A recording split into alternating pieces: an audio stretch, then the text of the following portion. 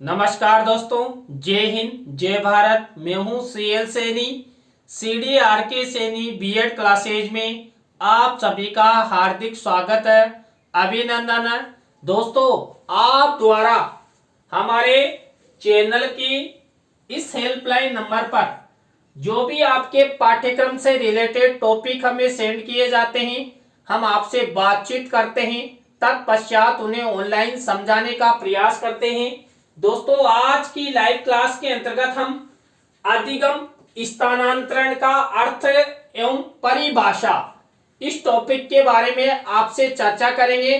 दोस्तों, यह टॉपिक आपकी प्रतियोगिता परीक्षाओं हेतु अति महत्वपूर्ण है और रिट में तो इसमें से एक प्रश्न अवश्य आता है। तो दोस्तों, यहाँ पर meaning and definition of transfer of learning के बारे में हम आपसे चर्चा करने जा रहे हैं।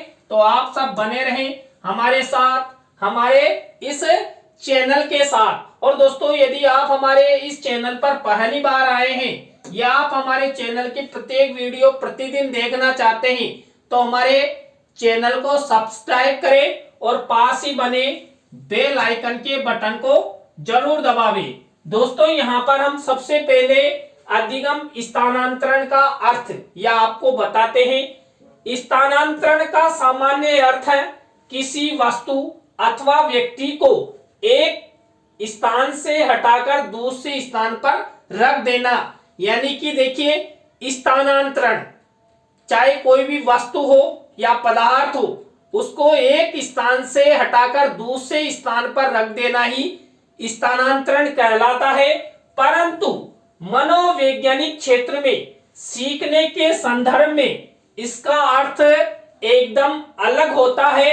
अधिगम के संदर्भ में स्थानांतरण का अर्थ होता है किसी क्षेत्र में सीखे हुए ज्ञान एवं कौशल का किसी दूसरे क्षेत्र के ज्ञान अथवा कौशल के सीखने में प्रयोग होना ही अधिगम स्थानांतरण कहलाता है। दोस्तों, मनोविज्ञान की दृष्टि से यदि हम अधिगम स्थानांतरण का अर्थ देखें तो हम जन्म से लेकर मृत्यु पर्यंत तक प्रतिदिन कुछ न कुछ अधिगम करते रहते हैं।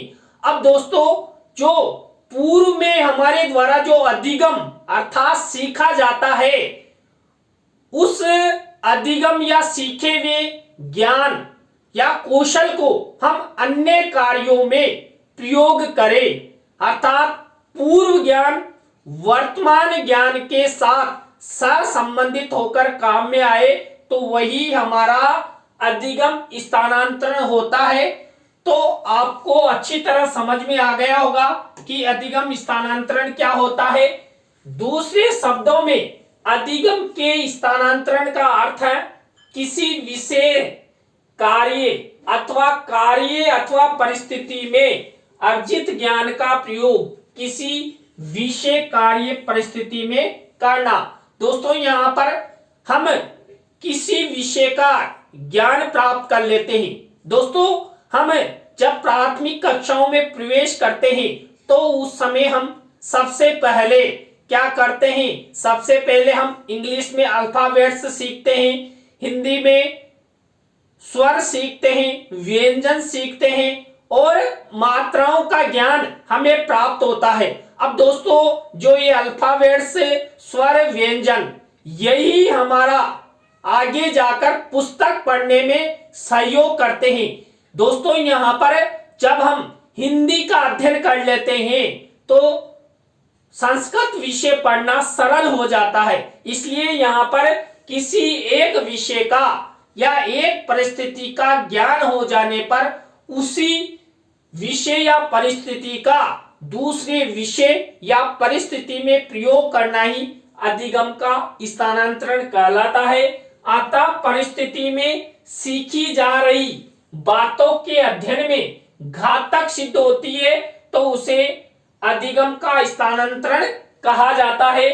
प्राय अधिगम के स्थानांतरण को अधिगम अंतरण या सीखने का अंतरण या प्रशिक्षण अथवा परीक्षण अंतरण भी कहा जाता है। आपको बिल्कुल कंफ्यूजन नहीं होना है कि आपकी परीक्षा में अधिगम का स्थानांतरण आ जाए या लर्निंग ट्रांसफर आ जाए या अधिगम अंतरण आ जाए या सीखने का अंतरण आ जाए या प्रशिक्षण अथवा परिशिक्षण अंतरण आ जाए, एक ही बात है।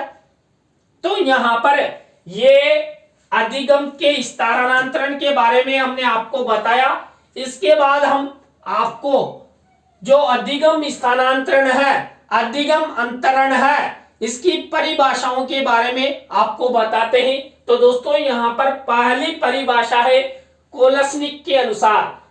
इन्होंने अधिगम स्थानांतरण या अधिगम अंतरण के बारे में बताया है।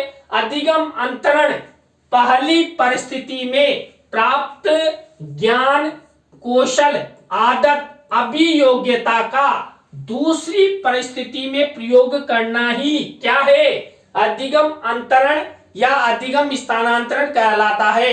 तो दोस्तों हमारे जीवन में जो हम ज्ञान प्राप्त करते हैं, जो कौशल प्राप्त करते हैं या हमारे जीवन में जो आदतें हैं या अभियोग्यताएं हैं, इन आदतों या अभियोग्यताओं या ज्ञान या कौशल का उपयोग दूसरी परिस्थिति में हम किसी कार्य के संपादन में करें तो वहां पर यह माना जाएगा कि हमारा अधिगम स्थानांतरण हो रहा है, अर्थात अधिगम अंतरण हो रहा है। इसी तरह दूसरी परिभाषा है क्रो एंड क्रो के अनुसार, जब अधिगम के एक क्षेत्र में प्राप्त विचार, अनुभव, कार्य की आदत, ज्ञान या निपुणता का दूसरी परिस्थिति में प्रयोग किया जाता है तो वह अधिगम अंतरण या अधिगम स्थानांतरण कहलाता है।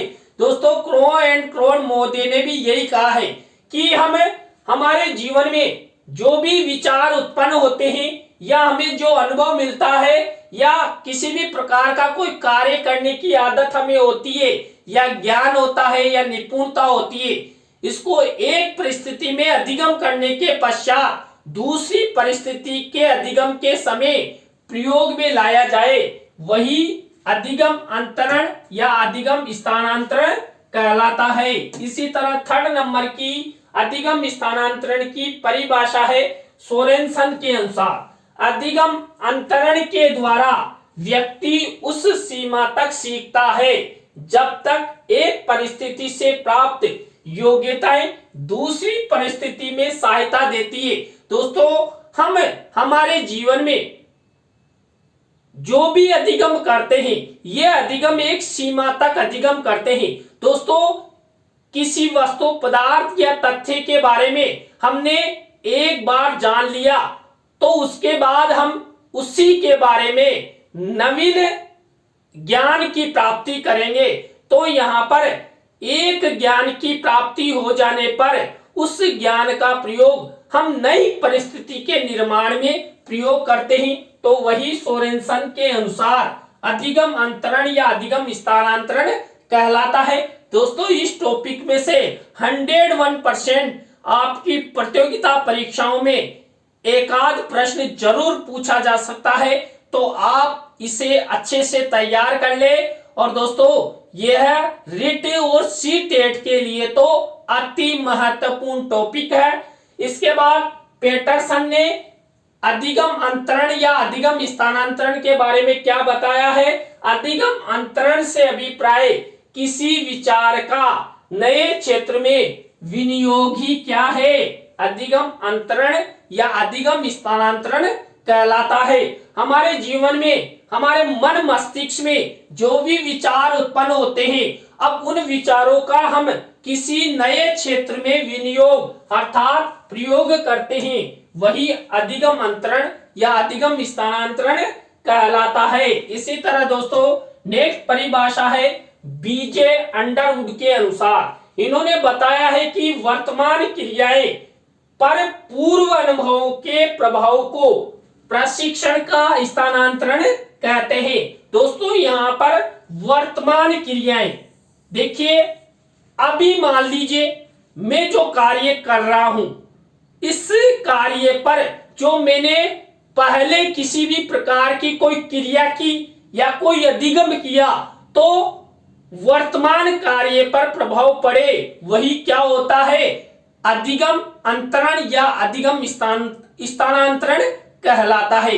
दोस्तों, क्योंकि नवीन ज्ञान हम वर्तमान समय में प्राप्त करते हैं, नया अधिगम या किसी वस्तु पदार्थ या तथ्य के बारे में वर्तमान समय में सीखते हैं, तो यहाँ पर हमारा भूतकाल में सीखा हुआ ज्ञान कौशल वर्तमान ज्ञान या कौशल को प्रभावित करे तो वही अधिगम स्थानांतरण कहलाता है। इसी तरह दोस्तों, एटकिंसन ने अधिगम स्थानांतरण या अधिगम अंतरण के बारे में बताया है कि एक कार्य को सीखने का आगामी कार्यों को सीखने अथवा करने पर पड़ने वाले प्रभाव को प्रशिक्षण के अंतरण कहते हैं। दोस्तों, हम जो भी कार्य करते हैं इस पर हमारे पूर्व ज्ञान का प्रभाव 101% होता है, क्योंकि हम अपने जीवन में किसी भी कार्य में जब दक्षता लाते हैं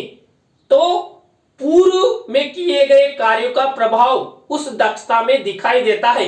दोस्तों, एक मूर्तिकार एक ही दिन में दक्ष नहीं होता है, वो नियमित अभ्यास करता है, तब जाकर वो एक दिन अच्छा मूर्तिकार बनता है। एक शिक्षक एक ही दिन में अच्छा शिक्षक नहीं बन सकता। जब शिक्षक द्वारा पूर्व समय में जो प्रशिक्षण प्राप्त किया जाएगा, ज्ञान प्राप्त किया जाएगा या कौशल अर्जित किए जाएंगे, वही कौशल वही ज्ञान वर्तमान समय में शिक्षक द्वारा जब बच्चों को पढ़ाया जाता है उस समय प्रयोग में लाए जाते हैं। तो यहाँ पर भी अधिगम का स्थानांतरण होता है। दोस्तों, अभी मैं आपको कई उदाहरण बता रहा हूं, तो ये मेरे पूर्व अनुभव है, क्योंकि इन उदाहरणों के बारे में मैंने पूर्व में पढ़ा है, अधिगमित किया है, तब जाकर मैं आपको बता पा रहा हूं, या मैंने पूर्व में अध्ययन किया तभी जाकर मैं आपके सामने अच्छे से एक्सप्लेन कर पा रहा हूं। तो यह है अधिगम का स्थानांतरण या अधिगम का अंतरण। इसी तरह दोस्तों, नेक्स्ट परिभाषा है यहां पर जो डीज के अनुसार सीखने का स्थानांतरण तब होता है जब एक कार्य का सीखना या निष्पादन दूसरे कार्य के सीखने या निष्पादन में लाभ या हानि पहुंचाता है।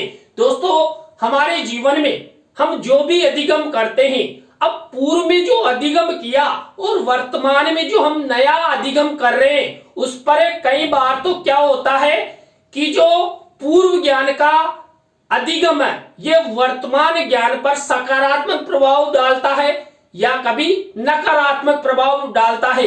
कभी पूर्व में सीखा हुआ ज्ञान वर्तमान में लाभ देता है तो कभी हानि दे देता है। तो यही अधिगम का स्थानांतरण है। दोस्तों, जब हम आपको अधिगम स्थानांतरण के प्रकारों के बारे में बताएंगे तो जो पूर्व में सीखा हुआ ज्ञान है ये वर्तमान समय में जो हम ज्ञान सीख रहे हैं उस समय स्थानांतरण के समय हमें ये कैसे लाभ देता है, हानि देता है, या सकारात्मक अधिगम होता है या नकारात्मक अधिगम होता है, इन सब के बारे में आपसे चर्चा करेंगे। तो दोस्तों, यहाँ पर नेक्स्ट परिभाषा है E.R. हिलगार्ड के अनुसार इन्होंने बताया है कि अधिगम स्थानांतरण में एक क्रिया का प्रभाव दूसरी क्रिया पर पड़ता है। दोस्तों, हम हमारे जीवन में जो भी क्रियाएं करते हैं उन क्रियाओं का प्रभाव एक क्रिया के संपादन के बाद दूसरी क्रिया के संपादन पर अवश्य पड़ता है। दोस्तों, आपने कई बार देखा होगा कई व्यक्ति अभ्यास के द्वारा दोनों हाथों से लिखते हैं। अब दोस्तों, यहाँ पर कई बार हम कोई भी कार्य करते हैं या हाथ हिलाते रहते हैं तो अपने आप दूसरा हाथ हिलता है। तो यहाँ पर एक क्रिया के संपादन से दूसरी क्रिया पर प्रभाव पड़ता है। कई बार दोस्तों, हम हमारे जो शारीरिक अंग है इन शारीरिक अंगों का जब किसी एक अंग का प्रयोग करते हैं तो स्वतः ही दूसरे अंग का संचालन शुरू हो जाता है। तो दोस्तों, ये थी अधिगम अंतरण या अधिगम स्थानांतरण की परिभाषाएं। तो दोस्तों, आज की लाइव क्लास के अंतर्गत हमने आपको अधिगम स्थानांतरण का अर्थ और अधिगम स्थानांतरण की परिभाषाओं के बारे में लाइव चर्चा की। दोस्तों आज की लाइव क्लास आपको कैसी लगी कमेंट्स में हमें जरूर बताएं। और दोस्तों एक बार फिर से आपको आगाह कर देता हूं कि यह टॉपिक आपकी प्रतियोगिता परीक्षाओं हेतु अति महत्वपूर्ण है। इसे आप अच्छे से तैयार कर ले और इसमें से 101% एक प्रश्न अवश्य आता है। तो दोस्तों आप सब हमारी लाइव क्लास से जुड़े, हाँ सभी को गुड इवनिंग। आप सब इसी तरह, हाँ बिल्कुल, देखिए मेरा एक नियम है, मैं क्लास के दौरान किसी भी प्रशिक्षणार्थी के कमेंट्स का उत्तर नहीं देता हूं, क्योंकि मेरी क्लास डिस्टर्ब होती है और मुझे इतना समय भी नहीं रहता है। इसलिए पर्टिकुलर आप हमारी इस हेल्पलाइन नंबर पर हमसे कांटेक्ट कर सकते हैं। यहीं पर कमेंट्स करने पर ही आपके पाठ्यक्रम से रिलेटेड हमारे द्वारा टॉपिक आपके लिए ऑनलाइन प्रोवाइड कराए जाते हैं। यहां पर आप कमेंट्स करेंगे तभी आपको पीडीएफ मिल पाएगी। तो इसलिए दोस्तों आज की लाइव क्लास में बस इतना ही। न्यू लाइव क्लास के साथ हम आपसे फिर मिलेंगे। CDRK सैनी बीएड क्लासेज में CL सैनी के साथ। जय हिंद, जय भारत, राम राम सा।